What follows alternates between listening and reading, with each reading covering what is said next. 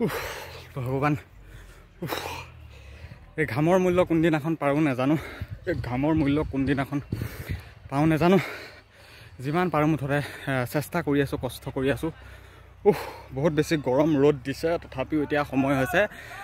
2টা বাজিছে এতিয়া ৰানিং কৰিবলৈ আহিছোঁ ৰানিং কমপ্লিট কৰিলোঁ এইটো আমাৰ যিটো 16 পাকৰ ট্ৰেক হয়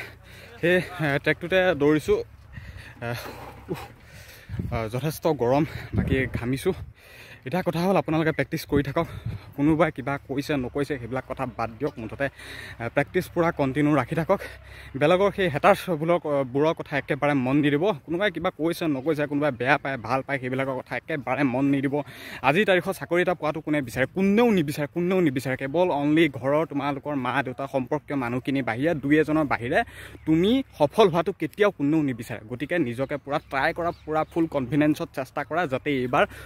এইবাৰ যাতে সফল হমেই তেনেকৈ পৰা ফুল কনফিডেন্সত থাকা যাতে এইবাৰ চাকৰিটো ল'মেই 2024 জুলাই মাহত ফিজিকেল হ'ব নৱেম্বৰ ডিচেম্বৰলৈ হয়তো এপইণ্টমেণ্ট হৈ যাব গতিকে ফুল কনফিডেন্সত থাকা এইবাৰ চাকৰি হ'বই লাগিব বেলেগৰ কথা বাদ দিয়া ৰানিং কৰা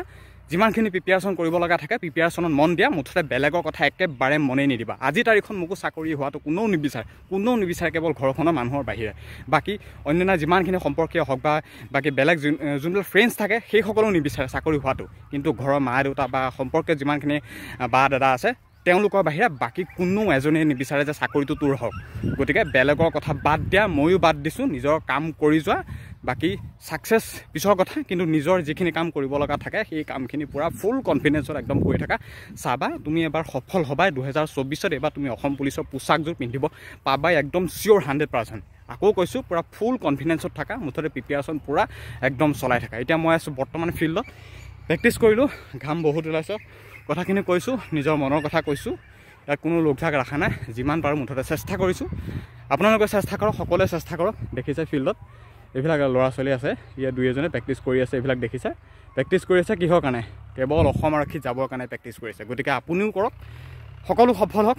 তাৰে কামনা কৰিছোঁ ধন্যবাদ।